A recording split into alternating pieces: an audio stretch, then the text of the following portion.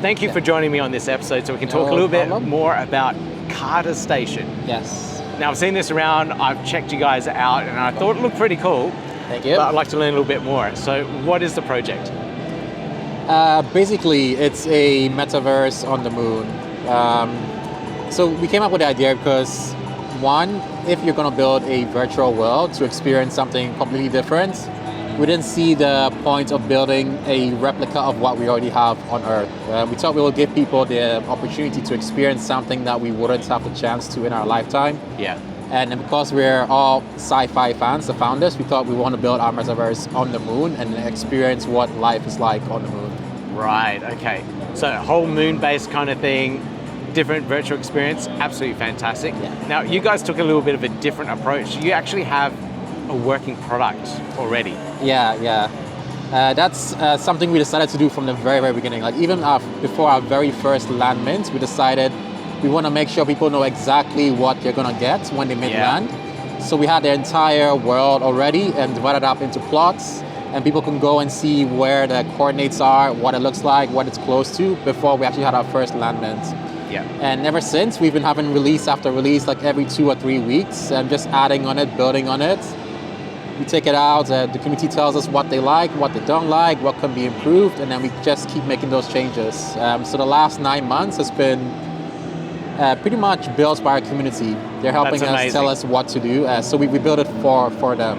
That is so cool, having that community engagement there, yeah. real world feedback, so you're building something that's what they want. Yeah. It's like the whole dev process. You think you're building something that the customer wants, and then you launch it. It's a flop. Exactly. Yeah. So both me and then the other founder Ralph, we came from like product-driven background, and we know that the value of having user feedback. And usually you'll get it like towards the end of the stage. You might get like a little interviews.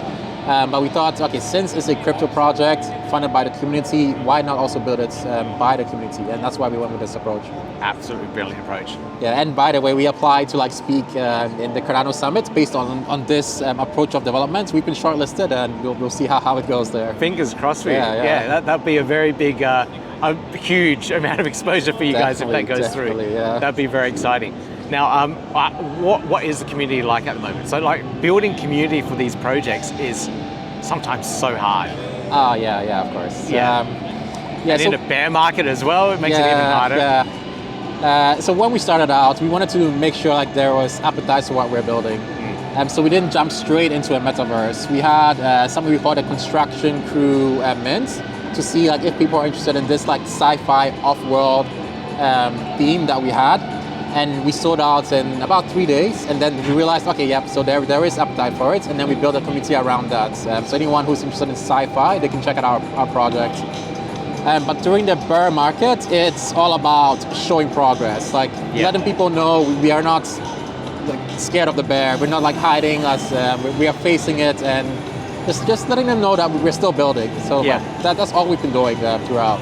That's amazing. That's absolutely amazing. So can we get a little bit of an explanation of what the experience is like at the moment? So if people, can people download this? Can they, how do they interact with it? Like what's the user experience like? Yeah, so that's one of the main questions and options that we had when we first built this. Like, do we build it on a browser so anyone can like use it? But of course it comes with some trade-offs.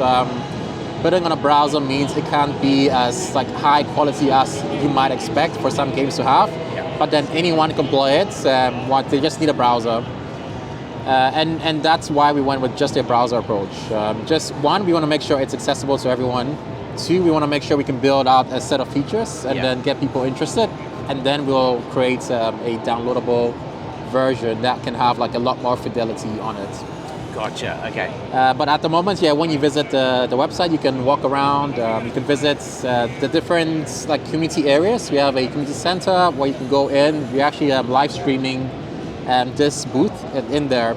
So I think that's cool. we put it down right now, but we had a camera over there that was live streaming this entire place. Not everyone can come to these physical locations, these events, and that's why you have a metaverse. So we're starting by live streaming some of these events for our community.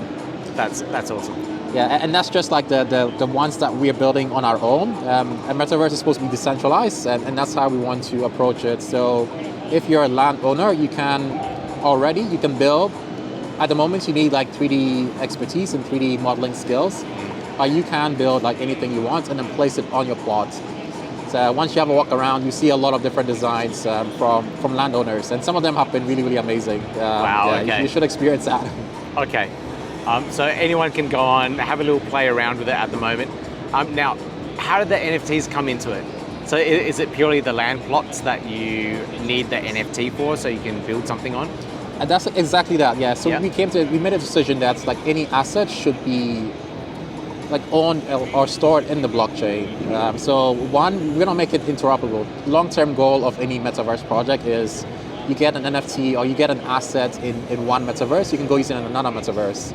And one of the easiest way of doing that is to have them on a blockchain, because anyone can access the blockchain. Yeah. So all of our assets are on Cardano. So it's the land, our vehicles, and our inventory, and lots of different things. Even the names, we use ADA handles as well. Cool. So almost everything that we're building is all in a decentralized manner. Wow, okay, amazing. How can people find out more? Where do we go? On our website, probably, yeah, that's the best place to go to. We have a short description of what the project is about, but you can find a more detailed documentation about all the land specifications and the inventory items that we have, and just anything else that you might be interested in. All right, absolutely awesome. Eric, thank you so much for joining me on this interview. No problem. Yeah, and thanks for telling having me so me. much more about this. It's been really cool to learn more. Yeah, it's been a pleasure. So thanks for coming over. Awesome, thank you. Cool, yeah, no worries.